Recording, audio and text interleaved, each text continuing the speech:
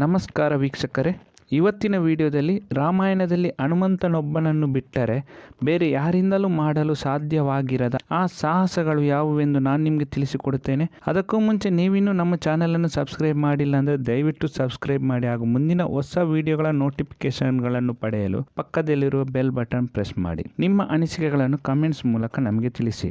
ವಿಶಾಲವಾದ ಸಮುದ್ರವನ್ನು ದಾಟಿರುವುದು. ಸೀತೆಯ ಹುಡುಕಾಟದಲ್ಲಿರುವಾಗ ಲಂಕೆ ತಲುಪಲು ಆ ವಿಶಾಲ ಸಮುದ್ರವನ್ನು ದಾಟಬೇಕಾಗಿತ್ತು. ಅಂಗದ, ಜಾಂಬವಂತ ಹಾಗೂ ಇತರರು ಸಮುದ್ರವನ್ನು ನೋಡಿ ಹೆದರುತ್ತಾರೆ. ಆದರೆ ಹನುಮಂತ ಮಾತ್ರ ಸಾಹಸದಿಂದ ಆ ಸಮುದ್ರವನ್ನು ದಾಟುತ್ತಾನೆ. ಇನ್ನು ಎರಡನೇದಾಗಿ ಸೀತಾದೇವಿಯನ್ನು ಪತ್ತೆ ಮಾಡಿರುವುದು. ಲಂಕೆಯ ಪ್ರವೇಶ ದ್ವಾರದಲ್ಲಿ ಕಾವಲು ಕಾಯುತ್ತಿದ್ದ ಲಂಕಿನಿ ಎನ್ನುವ ರಾಕ್ಷಸಿಯನ್ನು ಹನುಮಂತನಲ್ಲದೆ ಬೇರೆ ಯಾರಿಂದಲೂ ಸೋಲಿಸಲು ಸಾಧ್ಯವೇ ಇರಲಿಲ್ಲ.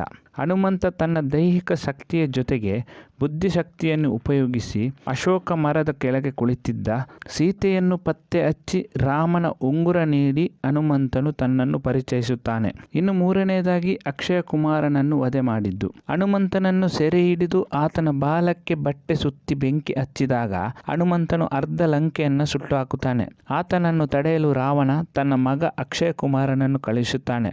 ಆತನನ್ನು ಯುದ್ಧದಲ್ಲಿ ಹನುಮಂತನು ಸೋಲಿಸುತ್ತಾನೆ. ಇನ್ನು ನಾಲ್ಕನೇದಾಗಿ ವಿಭೀಷಣನನ್ನು ರಾಮನಿಗೆ ಭೇಟಿ ಮಾಡಿಸಿದ್ದು. ರಾವಣನ ತಮ್ಮನಾದ ವಿಭೀಷಣನನ್ನು ರಾವಣನ ಕಣ್ಣು ತಪ್ಪಿಸಿ ರಾಮನ ಬಳಿಗೆ ಕರೆದುಕೊಂಡು ಹೋಗುವ ಆ ಕೆಲಸವನ್ನು ಹನುಮಂತನನ್ನು ಬಿಟ್ಟರೆ ಬೇರೆ ಯಾರಿಂದಲೂ ಮಾಡಲು ಸಾಧ್ಯವಾಗಿರಲಿಲ್ಲ. ಅಂತಿಮವಾಗಿ ರಾವಣನ ವಧೆಯಲ್ಲಿ ಶ್ರೀರಾಮನಿಗೆ ವಿಭೀಷಣನೇ ನೆರವಾಗುತ್ತಾನೆ.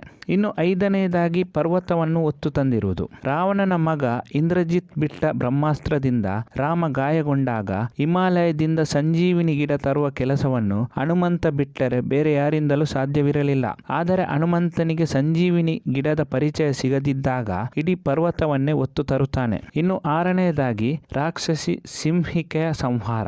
ಸಮುದ್ರದಲ್ಲಿ ಅವಿತಿದ್ದ ಸಿಂಹಿಕೆ ಎಂಬ ರಾಕ್ಷಸಿಯು ಯಾರೇ ಆಗಲಿ ಅವರ ನೆರಳನ್ನು ಬಂಧಿಸಿ ಅವರನ್ನು ಬೇಟೆಯಾಡುವುದು ಈ ರಾಕ್ಷಸಿಯ ವಿಶೇಷ ಶಕ್ತಿಯಾಗಿತ್ತು. ಅಂತಹ ರಾಕ್ಷಸಿಯ ಬಂಧನದಿಂದ ತಪ್ಪಿಸಿ ಆಕೆಯನ್ನು ಸೋಲಿಸುವುದು ಹನುಮಂತನನ್ನು ಬಿಟ್ಟು ಬೇರೆ ಯಾರಿಂದಲೂ ಸಾಧ್ಯವಿರಲಿಲ್ಲ. ಏಳನೆಯದಾಗಿ ಹಲವು ರಾಕ್ಷಸರ ಜೊತೆಗೆ ರಾವಣನನ್ನು ಸೋಲಿಸಿದ್ದು. ಧೂಮ್ರಾಕ್ಷ, ಅಂಕಪಾನ, ದೇವಾಂತಕ, ತ್ರಿಶಿರ, ನಿಕುಂಭ ಮುಂತಾದ ಹಲವು ಮುಖ್ಯ ರಾಕ್ಷಸರನ್ನು ಕೊಂದಿದ್ದು ಸ್ವತಃ ಹನುಮಂತನೇ. ರಾವಣ ಹಾಗೂ ಹನುಮಂತನ ಜೊತೆ ದೀರ್ಘ ಯುದ್ಧ ನಡೆದು ರಾವಣನು ಸೋತರೂ ಕೂಡ ರಾವಣ ಸಾಯುವುದಿಲ್ಲ. ಕಾರಣ ಆತನ ವಧೆ ರಾಮನಿಂದ ಆಗಬೇಕೆಂದು ವಿಧಿಲಿಖಿತವಾಗಿತ್ತು. ಆದರೂ ನಿಜವಾಗಿಯೂ ಆತನನ್ನು ಸೋಲಿಸಿದ್ದು ಹನುಮಂತನೇ ಆಗಿದ್ದ. ಈ ಮಾಹಿತಿ ನಿಮಗೆ ಇಷ್ಟವಾದಲ್ಲಿ ದಯವಿಟ್ಟು ಲೈಕ್ ಮಾಡಿ ಅಥವಾ ಕಮೆಂಟ್ಸ್ ಮಾಡಿ. ಮುಂದಿನ ವಿಡಿಯೋದಲ್ಲಿ ಹೊಸತೊಂದು ಮಾಹಿತಿಯನ್ನು ನಾನು ನಿಮಗೆ ತಿಳಿಸಿಕೊಡುತ್ತೇನೆ. ಎಲ್ಲಾ ವೀಕ್ಷಕರಿಗೂ ಧನ್ಯವಾದಗಳು.